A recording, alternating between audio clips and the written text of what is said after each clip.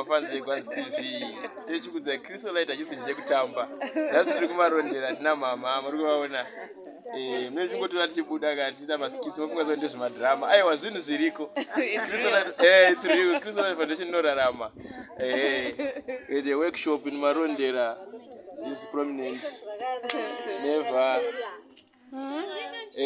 hairiko apana vanhu vakawanda girls riripo panapa vamwe vaenda but takuratidza vamwe vacho even mukatarisa vanhu vakawanda